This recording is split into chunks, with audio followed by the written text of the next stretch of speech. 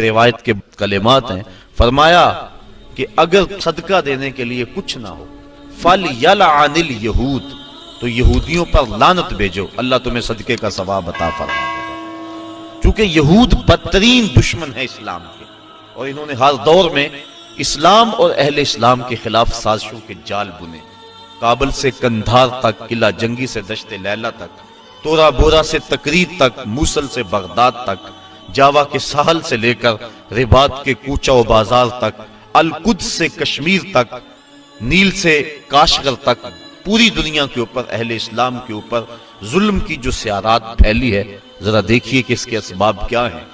یہود و ہنود کا اور یہود و نصارہ کا گٹھ جوڑ، اور انہوں نے مسلمانوں کے لیے عرصہ حیات تنگ کر دیا، اور اس وقت ہم جس حالت میں ہیں کسی سے مخفی نہیں۔ ہمارے ساتھ جو کچھ ہوا، جو کچھ ہو رہا ہے اور جو کچھ ہونے والا ہے، کھول کر آنکھیں میرے آئینہ گفتار میں، آنے والے دور کی دھندلی سے ایک تصویر دیکھ۔ جو کچھ ہوا اس کا پیش منظر اگر دیکھیں پس منظر کے حوالے سے، تو وہ بڑا بھیانک اور خطرناک ہے۔ ہماری شاہرگیں کاٹی گئی، اور جب سارا خون بہ گیا تو وہاں پٹرول بھرا گیا۔ جب پھیپھڑے پٹرول سے بھر گئے تو ان لاشوں کو آگ دی گئی، اور جب وہ اچھلتے تھے رقص سے بسمل کے تماشے کرتے تھے تو امریکی گنڈے کہہ لگاتے تھے۔ یہ کل کی کہانی ہے۔ شبرغان کی طرف جانے والے کنٹینروں کے اندر کس قدر طالبان بھر دیے گئے، اور انہیں ایک گھونٹ بھی پانی کا نہ دیا گیا۔ اور بتاتے ہیں کہ جب پیاس کی شدت ہوئی تو وہ ایک دوسرے کا پسینہ چاٹتے تھے، اور جب شبرغان جا کے کنٹینر کھولے گئے تو 3 یا 4 افراد کے علاوہ باقی سارے جو سینکڑوں کی تعداد میں تھے وہ موت کی گھاٹ اتر چکے تھے۔ وہ تو ہمارے ساتھ یہ سلوک کریں اور ہم ان کے ساتھ دوستی کی پینگیں بڑھائیں، یہ قطعاً گنجائش نہیں ہے۔ اسلام نے واضح طور پہ ہمیں پیغام اور حکم دیا، اور قرآن کے الفاظ اور قرآن کے بابرکت حروف ہمیں نور دے رہے ہیں اور ہمیں زندگی گزارنے کا ڈھب دے رہے ہیں۔ یا ایھا الذین آمنوا، اے ایمان والو، لا تتخذوا اليہود والنصارى اولیاء، یہود و نصارہ کو کبھی بھی دوست نہ بنانا۔ بعضهم اولیاء بعض، یہ ایک دوسرے کے دوست ہیں۔ ومن یتولہم منکم، تم میں سے جو ان کے ساتھ دوستی رکھے گا، فإنہ منہم، تو اس کا شمار انہی میں سے ہوگا۔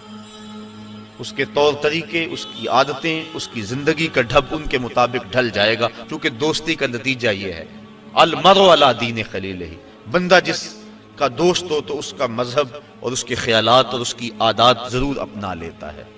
اس لیے روکا گیا کہ برے بندے کی صحبت سے بچا جائے۔ علامہ رومی کہتے ہیں، تا توانی دور شو از یار بد، یار بد بدتر بود از مار بد۔ کہا جہاں تک ہو سکے برے کی صحبت سے بچ۔ کہا برے کی صحبت برے سانپ سے بھی زیادہ خطرناک ہے۔ پھر فرمایا اگر سانپ لڑ جائے تو انسان کی موت واقع ہو جاتی ہے، زندگی کو خطرہ ہے، اور اگر برا یار لڑ جائے تو ایمان کو بھی خطرہ ہوتا ہے۔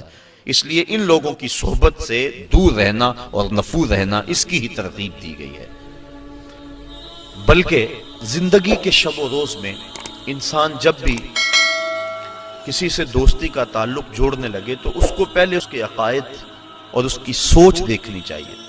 حضرت علی المرتضیٰ رضی اللہ تعالیٰ عنہ کے قول کے مطابق 15 سال سے لے کر 20 سال تک کی جو عمر ہے، یہ انتہائی اہم عمر ہے، اور اس عمر کے اندر اپنی اولاد پر خصوصی نگہداشت رکھنے کی ضرورت ہے کہ ان کی صحبت، مجلس اور دوستی کسی برے شخص سے نہ ہونے پائے۔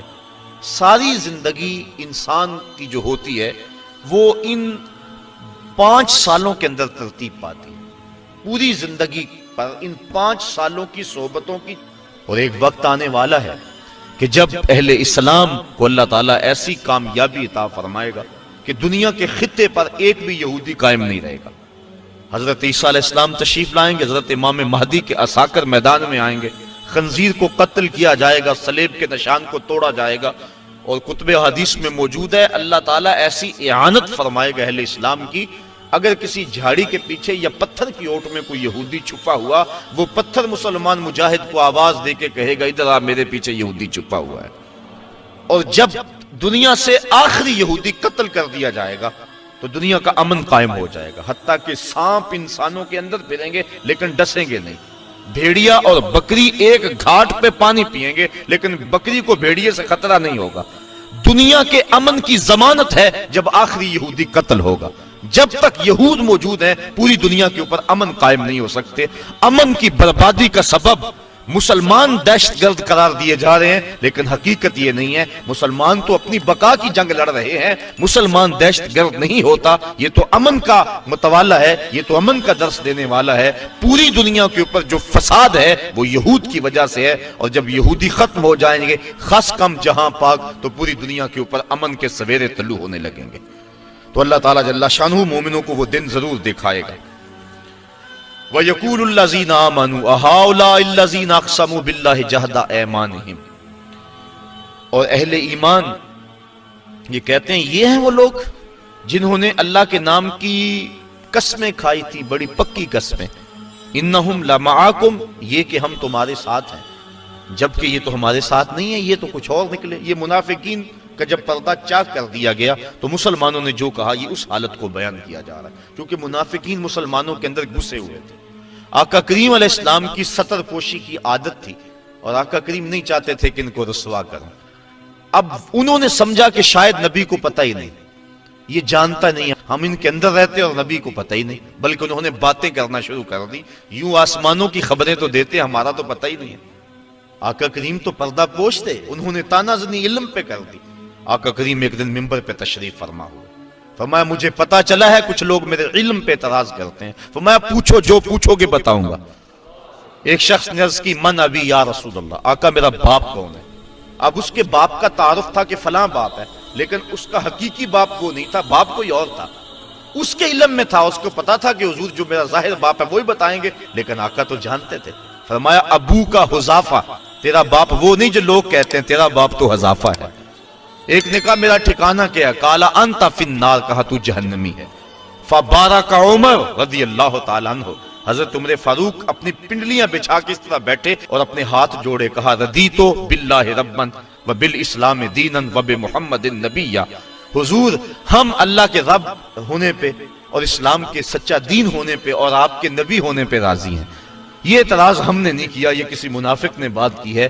تو بار بار حضرت عمر فاروق نے یہ عرض کی تو اللہ کے محبوب کا غصہ کافور ہوا، اور آقا کریم بار بار پوچھتے تھے، سلونی، پوچھتے کیوں نہیں، پوچھو، جو پوچھو گے میں بتاؤں گا. اللہ اکبر. تو اللہ کے محبوب کی نظر سے کوئی شے پوشیدہ نہیں. حدیث میں آتا ہے، مشکات کے الفاظ ہیں، آقا کریم ایک دن تشریف لائے اور حضور کے دونوں ہاتھوں میں دو کتابیں تھیں. صحابہ کو کہا جانتے ہو یہ کتابیں کیا ہیں؟ صحابہ نے کہا اللہ و رسولہ عالم، اللہ اور اس کا رسول جانتا ہے. فما ھذا کتاب من عند اللہ، یہ کتاب جو میرے دائیں ہاتھ میں ہے یہ مجھے اللہ کی طرف سے عطا کی گئی ہے. اس میں جنتیوں کے نام ہیں، ان کے باپوں کے نام ہیں، ان کے قبیلوں کے نام ہیں. اور فرمایا یہ جو کتاب ہے میرے بائیں ہاتھ میں یہ بھی مجھے اللہ کی طرف سے دی گئی ہے، اس میں جہنمیوں کے نام ہیں، ان کے باپوں کے نام ہیں، ان کے قبیلوں کے نام ہیں. تو نگاہ سے کوئی شے پوشیدہ نہیں ہے. نبی جس کو اللہ نے اتنا بڑا منصب دیا، بھلا اس کو بتلایا ہی نہیں ہے، یہ کیسے ہو سکتا ہے؟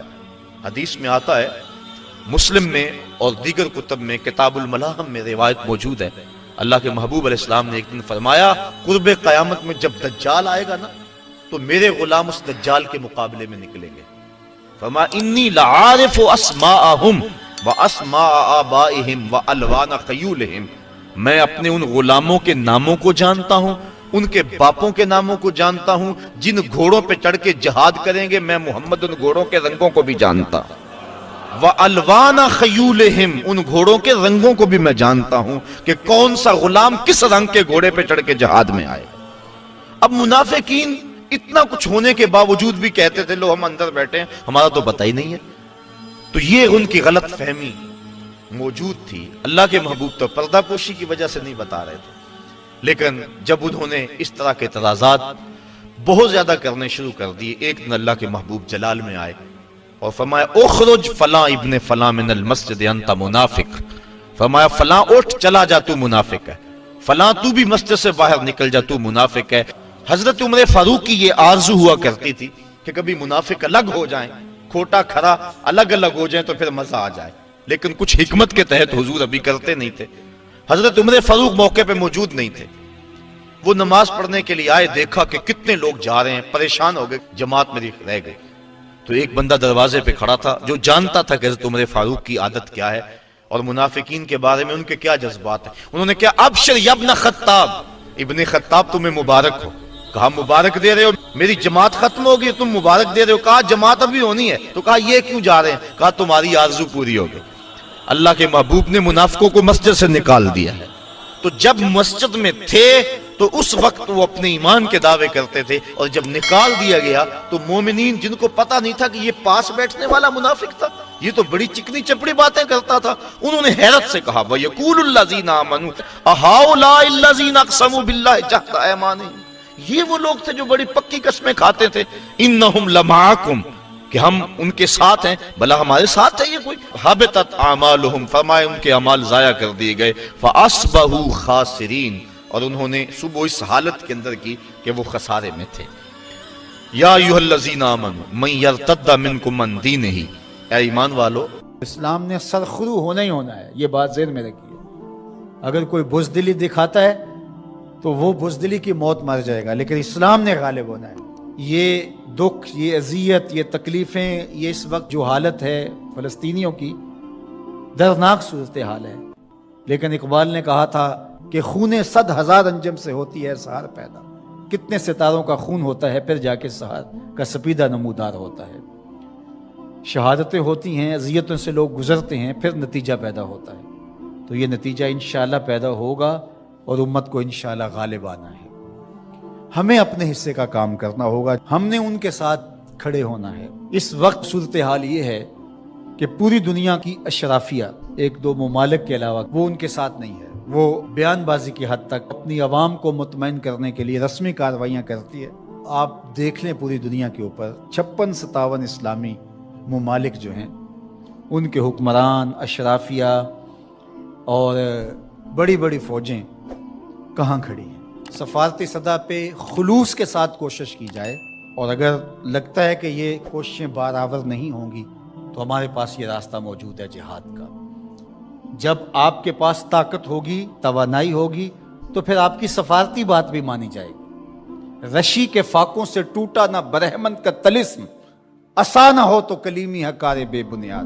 حضرت موسیٰ اگر کلیم اللہ تھے، ایک ان کا وصف تھا، لیکن دوسرے ہاتھ میں عصا بھی تھا. جہاد کا آپشن موجود ہے آپ کے پاس، اور انہیں پتا ہو اگر ان کی بات سفارتی سطح پہ نہیں مانے گی تو یہ راستہ ان کا کھلا ہوا ہے اور اس سے گریز نہیں کریں گے، تو پھر آپ کی بات سفارتی سطح پہ مان لی جائے گی. لیکن انہیں پتا ہے کہ یہ چیخ چلا کے رو کے جو ہے وہ پھر خاموش ہو جائیں گے، تو وہ آپ کی اشک شوئی بھی نہیں کریں گے. محض ایک رسم کے طور پہ کاروائیاں ہوں گی اور بات ختم ہو جائے گی. سلامتی کونسل اقوام متحدہ ہمیں کیا دے گی؟ وہ تو استعمار کی باندھی ہے، ہمارے لیے وہ کچھ نہیں کر سکتے. امت کو اپنا پلیٹ فارم فراہم کرنا ہوگا، اور امت کو اپنے مسائل حل کرنے کے لیے ہمارے پیغمبر نے جو راستہ جہاد کا دیا ہے اسی راستے پہ چلنا ہوگا. پھر دیکھنا کہ کس طرح کفر دم دبا کے بھاگتا گھٹنوں کے وال آتا ہے. مسلمان کا مقابلہ نہیں ہو سکتا اگر وہ غیرت پہ آ جائے تو. دوسرا، اس وقت وہاں بیچارے لوگ سسک رہے ہیں، ان کے پاس دوائیں موجود نہیں ہیں، اور ان کے پاس غذائی قلت ہے، مکان ان کے ختم ہو گئے. اقوام متحدہ کی رپورٹ کے مطابق 52,000 لوگ بے گھر ہو گئے، اور کہیں اس سے زیادہ لوگ بے گھر ہوئے. یہ تو ان کی رپورٹ ہے. تو اس لیے اللہ نے ہمیں آسودہ زندگی دی ہے، تو ہم آدھی روٹی کھا لیں اور آدھی روٹی ان اپنے مسلمان بھائیوں کے لیے بھیجنے کی کوشش کریں. الحمدللہ ہم نے ادارۃ المصطفیٰ کے تحت وہاں کام کا آغاز کیا ہے.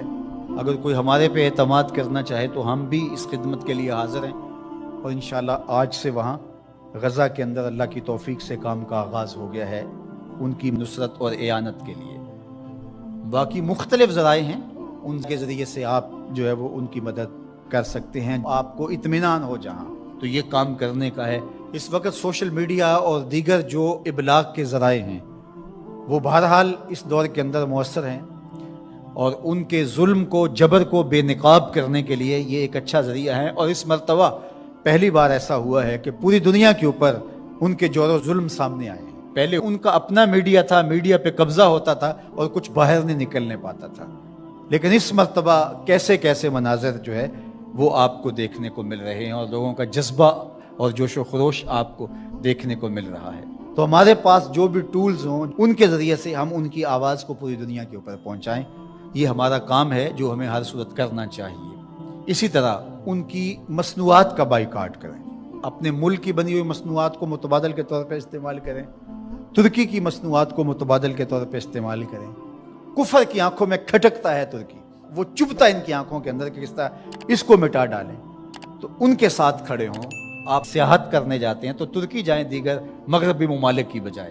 तुर्की में अंबिया की कबूर मौजूद हैं, सहाबा की कबूर मौजूद हैं, और तुर्की में साबे कहफ का गार है। हमारी तारीख़ है तुर्की में बहुत सारी, तो वहाँ देखें और वहाँ उनके लोगों का जज्बा और उनका ईमान और उनका अखलाक फिर पाकिस्तानियों से जिस तरह वो टूट के मोहब्बत करते हैं। तुर्की की मसनूआत को इस्तेमाल करें, दीगर बिलाद इस्लामिया की मसनूआत को इस्तेमाल करें, पाकिस्तान की मसनूआत को इस्तेमाल करें। मयार में कम ही क्यों ना हो, कोई बात नहीं है, मसनूआत जो है वो अपने मुल्क की, अपने वतन की इस्तेमाल करें। तो बाइकाट करेंगे तो इंशाअल्लाह उससे उनको माली नुकसान होगा और जो है वो मुसलमानों को उसका फ़ायदा होगा। इसी तरह जो है वो उनकी अखलाकी मदद करें। जो सहाफ़ी हैं वो उनके लिए लिखें, जो बोलने वाले हैं उलमा वो तकरीरों में, तहरीरों में, गुफ्तगू में लोगों को अवेयरनेस दें। इत्तेहाद उम्मत के ज़रिए से हम उनकी मदद कर सकते हैं। उम्मत अगर मुत्तहिद हो जाए, जुग़राफ़ियाई तक़सीमें, लिसानी असबियतें और बाहमी हमारी ज़ाती रंजशें और नफ़रतें जो एक दूसरे के ख़िलाफ़ खड़ी हो जाती हैं और जिससे उम्मत का इत्तेहाद पारा पारा हो जाता है, ये बदबख्ती होती है। तो इन सारी तक़सीमात को रद्द करके हुजूर के नाम पर, कुद्स के नाम पर, कुरान के नाम पर, तौहीद के नाम पे हम जमा हो जाएं। अल कुफ्र मिल्लतुन वाहिदा, सारा कुफ्र एक मिल्लत है, तो मुसलमान क्यों जमा नहीं हो सकते हैं? हुजूर के नाम पे सब जमा हो जाएं। उम्मत की वहदत इस बात का पैगाम है कि दुश्मन के छक्के छूट जाएं। मैं अपने साथ जुड़े हुए तमाम लोगों को कहता हूं, अपनी औलादों को बहुत अच्छा पढ़ाएं, उनकी दीनी तरबियत आखिरी हद तक करें और उनकी जो दुनियावी तालीम है उसको भी बेहतर से बेहतरीन अंदाज में आगे लेके जाएं। वो हर शोबे के अंदर आगे बढ़ के शोबे के अहम मनसब तक पहुंचे और उनके अंदर जो रासिख मुसलमान है वो मजबूत तरह हो, वो आपकी आगोश से गुजरा है, वो वहां जा कर के भी जो है वो पक्का सच्चा मुसलमान हो। सब लोग इस तरह जब आगे जाएंगे तो फिर नतीजा आपके सामने होगा। लेकिन अगर हम ये नहीं करेंगे तो फिर हम सवाए चीखने चिल्लाने के, सदाए एहतजाज बुलंद करने के और कुछ नहीं कर पाएंगे। तो बहरहाल गालिब तो आना ही आना है इस्लाम ने, वो फिर हम नहीं होंगे, फिर अल्लाह ताला किसी और को मुंतखब कर लेगा हमारी जगह पे। अगर हम चाहते हैं कि हम और हमारी नस्लें इस्लाम की नशअत के काम आएँ, इस्लाम की नहज़त के काम आएँ, तो उस काम के लिए हम अपनी नस्लों को, अपनी औलादों को, अपने रिजाले कार को तैयार करें ताकि फिर उन जगह पे खड़े होकर के दीन की नुसरत और इआनत के फरीज़े को सरअंजाम दें।